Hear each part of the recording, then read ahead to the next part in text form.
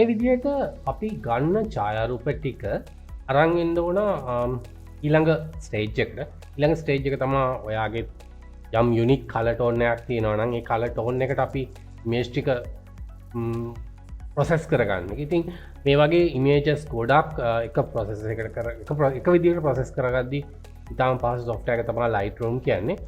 lightroom කියන්නේ lightroom ඊළඟට අපි කතා කරන්න යන්නේ lightroom ගැන. lightroom ඉතින් එතකොට මේ පාඩම lightroom පාඩම ටිකක් දිග පාඩමක් වෙනවා.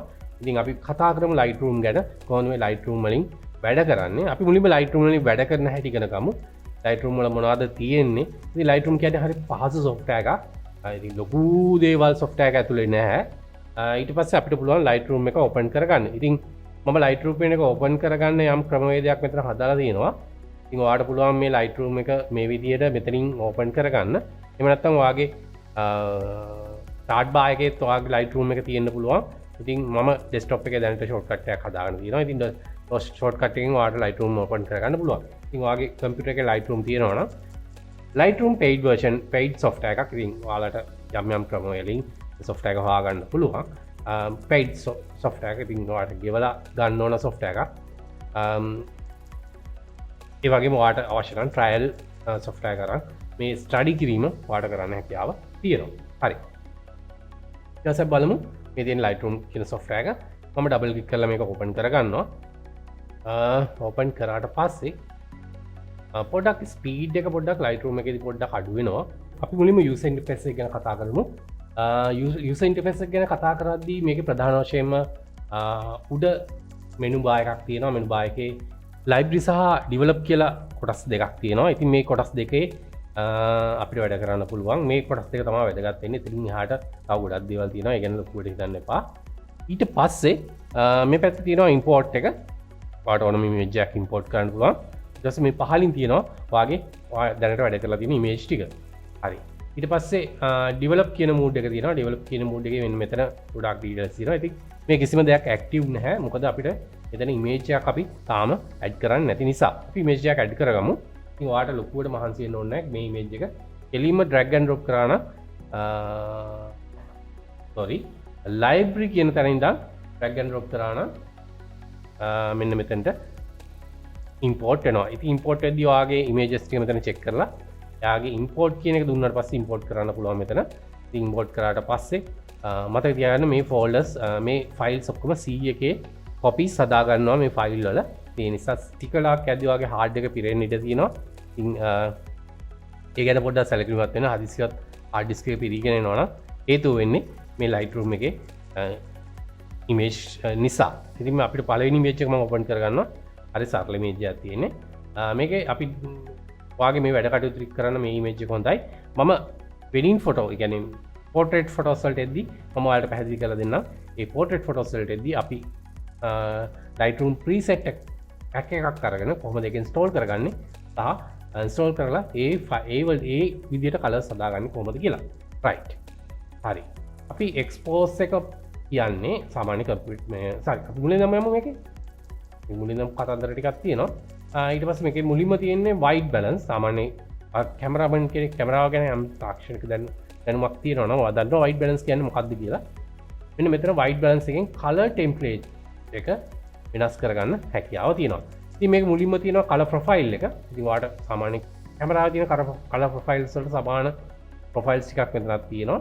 ඉතින් මේ profiles ඕන එකක් ඔයාලට දාගන්න පුළුවන් මෙතන වෙනස් කරලා. ඉතින් ඔයාලට පුළුවන් ඊට පස්සේ portraits දානවා නම් portrait මම නම් සාමාන්‍ය විදිහට Adobe color කියන තැන ඉන්නේ. ඊට පස්සේ මට පුළුවන් මේකට ගැළපෙන විදිහට මගේ color template එක වෙනස් කරන්න. color template එක වෙනස් කරන්න. ඉතින් ඒ වගේම ඔයාලට පුළුවන් මෙන්න මෙතන තියෙනවා පොඩි drag and drop එකක්, ink drop එකක්. අපි මේකට ink drop කියලා කියන්නේ. මේ ink drop එක මාර්ගෙන් ඔයාලට පුළුවන් නම් දෙන්න gray එක select කරලා. ඉතින් gray කියන්නේ white වලට black වලට මැද එක. ඉතින් gray එක මෙතන හරියටම select කරන්න විදිහක් නැහැ. gray මේ ෆොටෝ එකේ gray මොකක්ද කියලා select කරලා දෙන්න. ඊට පස්සේ ඒකට අදාළව අනිත් වර්ණ ටික balance කිරීම සිදු වෙනවා. right? ඉතින් මම මෙතන නම් gray select කරන්න මට විදියක් නැහැ. ඉතින් මම ඒ නිසා gray select කරන්න යන්නේ නැහැ. මගේ ඇස්පට්ට වල මම white balance එක හදා ගන්නවා. එහෙම නැත්නම් ඔයාලට පුළුවන් මේක auto white balance කියන එක හදා ගන්න. මට නම් auto එකත් අවුලක් නැහැ. හරි. print එකෙන් ඔයාලට පුළුවන් ග්‍රීන් සහ මැජෙන්ටා අතර ඉමේජ් එක අල අඩු වැඩි කරගන්න. ඉතින් ටින්ට් එකෙන් වාට පුළුවන් ටින්ට් කලර් එක ඒ විදිහට වෙනස් කරගන්න. මගේ ටින්ට් කලර් එක මට හිතෙනවා මේ විදිහට හොඳයි කියලා. මේ කලර්ස් කියන එක එක එක්කෙනාගේ මානසික මට්ටම අනුව එක එක්කෙනාගේ ආර්ට් එක අනුව වෙනස් වෙනවා. ඉතින් මම දකින දේ සහ ඔයා දකින දේ වෙනස් වෙන ඉඩ තියෙනවා. ඉතින් ඔයාට හිතෙන්න පුළුවන් මේ කලර්ස් හරියන්නේ නැහැ කියලා. දැන් ඔයාට හිතෙන කලර්ස් වලට පහදන්න. ගැටලුවක් නැහැ. එහෙම කලර්ස් වල කාටවත් නීති නැහැ. මම කියන්න කලර්ස් නීතිය ඇති වෙන්නේ කොතනදීද කියලා. අපි කලර් ග්‍රේඩින් කරද්දී ගොඩක් වෙලාවට කලර් තියරි තියෙනවා, කලර් රූල්ස් තියෙනවා. ඉතින් කලර් රූල්ස් වලට තමයි කලර් ග්‍රේඩින් කරන්නේ. ඉතින් ඒ වුණාට අපිට පුළුවන් මේ අපිට අපේ ඇස් වලට දකින්න විදිහට ඒක අපේ ආර්ට් එකට විදිහට මේ කලර්ස් බැලන්ස් කරන්න. කිසි ගැටලුවක් නැහැ. ඊළඟට තියෙන එක්ස්පෝස් එක. එක්ස්පෝස් එක කියන්නේ ඉමේජ් එකේ තියෙන ලයිට් එකේ තියෙන තීව්‍රතාවය. ඉතින් අපිට ඒක අඩු වැඩි කරන්න පුළුවන්. සමහර කෙනෙක් කියන්න පුළුවන් එයාට ලයිට් එක වැඩිපුර ඕන කියලා. ඉතින් එතකොට අපිට පුළුවන් ඕ එක්ස්පෝස් ලුක් එකක් ගන්න. ඊට පස්සේ අපිට පුළුවන් කන්ට්‍රාස්ට් එකෙන් ඉමේජ් එකේ කන්ට්‍රාස්ට් එක අඩු වැඩි කරන්න. ඉතින් මම ආසයි පොඩ්ඩක් ෆ්ලැට් කන්ට්‍රාස්ට් ඉමේජ් වලට. ඉතින් මම ඒ නිසා මේ ෆ්ලැට් කන්ට්‍රාස්ට් පැත්තට මම මේක අරන් යනවා. ඊට පස්සේ හයිලයිට් තියෙනවා. හයිලයිට් කියන්නේ ඉමේජ් එකේ තියෙන හයිලයිට්ස් පොයින්ට්. මෙන්න මේ වගේ හයිලයිට් පොයින්ට් වල කලර් තීව්‍රතාවය අඩු වැඩි කරන එක. ඉතින් මේක මමත් කැමති පොඩ්ඩක් ෆ්ලැට් වෙනවට. ඉතින් සමහරට ඔයා මෙන්න මේ වගේ පොඩ්ඩක් ෂාප් වෙනවට ආස ඇති. මම කොහොමත් මගේ ස්ටයිල් එක ඇතුලේ පොඩ්ඩක් ෆ්ලැට් වෙනවට ආසයි. ඒ නිසා තමයි මම මේක ෆ්ලැට් කරන්නේ. සමහරට ඔයාගේ ස්ටයිල් එක ඊට වඩා ගොඩක් වෙනස් වෙන්න ඉඩ තියෙනවා. ඉතින් ෂැඩෝස් මම පොඩ්ඩක් ෂැඩෝස් පේනවට කැමතියි. ඒ කියන්නේ බ්ලැක් ගතිය පොඩ්ඩක් අඩු කරනවා මගේ. ඒ කියන්නේ මගේ ඉමේජ් ගොඩක් දුරට ඩල් ටෝන් එක තමයි තියෙන්නේ. හරි. එතකොට වයිට් එක මම වයිට් එක පොඩ්ඩක් එකත් මම අර ඩල් ටෝන් එකටම එන්නේ. සමහර කෙනෙකුට හිතෙන්න පුළුවන් මෙන්න මේ විදිහට වයිට් එක හැදෙන එක ලස්සනයි කියලා. වාගේ choice එක. මම මේක පොඩ්ඩක් ඩල් ටෝන් එකකට කියනවා. ඊට පස්සේ බ්ලැක් එක ඒ විදිහම තමයි බ්ලැක්ම පේන්නේ නැහැ. පොඩි ග්‍රේ ගතියක් තමයි ඇත්තම තියෙන්නේ. ක්ලෙවරිටි තියෙනවා. ක්ලෙවරිටි කියන්නේ හරියම අඩුවෙන් පාවිච්චි කරන්න ඕන ටූල් එකක්. ඉතින් සමහර කට්ටිය මේක වැඩි කරගන්නවා. මම නම් ඒකට කැමති නැහැ. හරිය අඩුවෙන් පාවිච්චි කරන්න.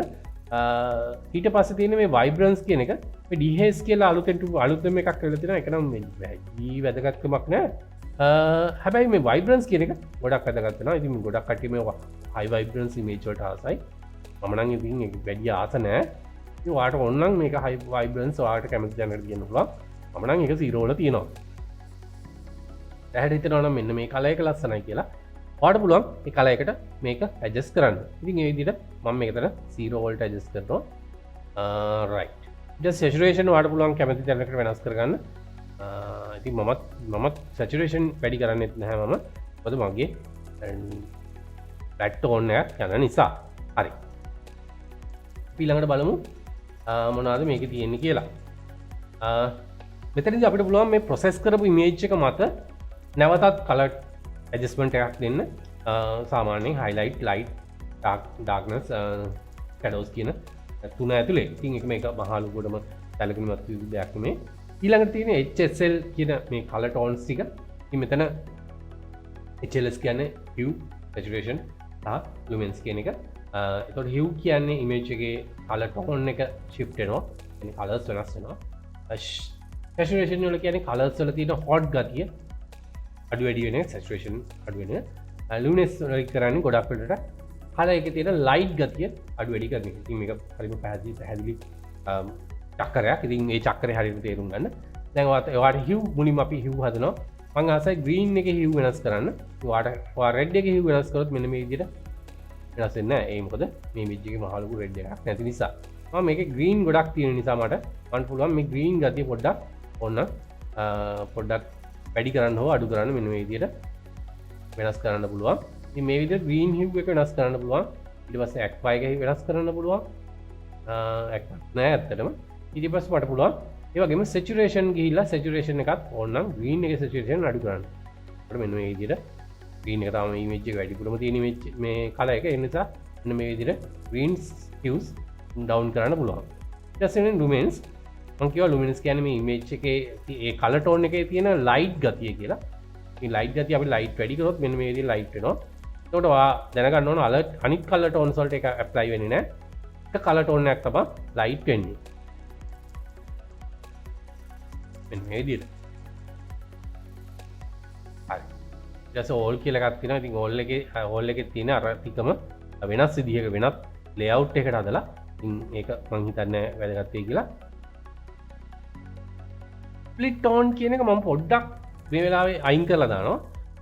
මෙතනදී අපිට පුළුවන් යම් කලර් දෙකක් අරන් ඒ කලර් දෙක අතර ටෝන් එකක් නිර්මාණය කරගන්න. ඉතින් ඒක ටිකක් ඇඩ්වාන්ස් වැඩක්.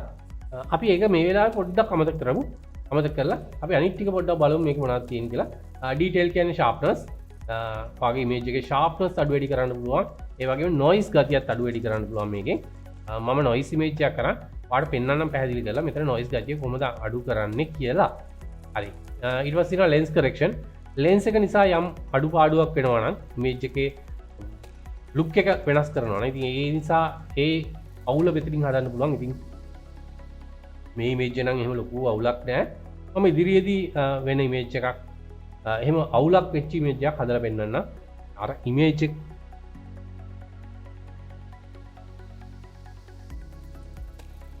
lens එක නිසා lens එකේ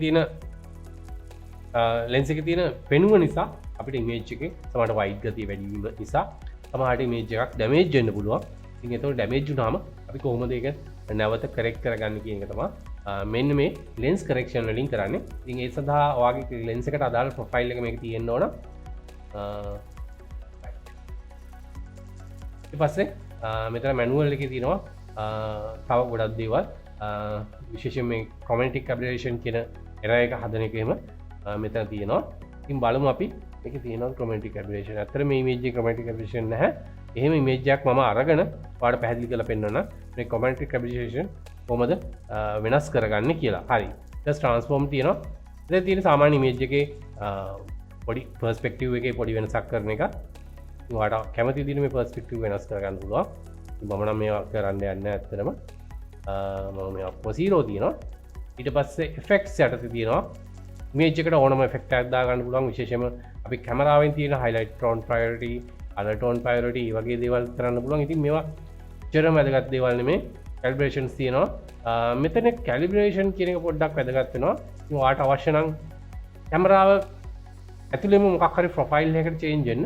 ඉතින් මෙතන පුළුවන් profiles කීපයක් තියෙනවා මෙතන. ඒ profiles වලට change වෙලා වැඩ කරන්න පුළුවන්.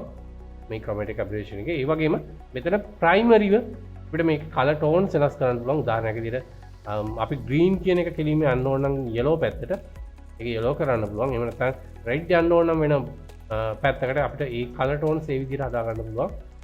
මෙන්න මේ විදිහට. ඔන්න ඔක තමයි lightroom වල basics දේවල් ටික. හරි. අපි lightroom ගැන තව ගොඩක් කතා කරන්න තියෙනවා. අපි lightroom ගැන කතා කරන පළවෙනි පාඩම මෙතනින් අවසන් කරනවා. අපි ඊළඟ එකේදී කතා කරමු තවත් lightroom ගැන.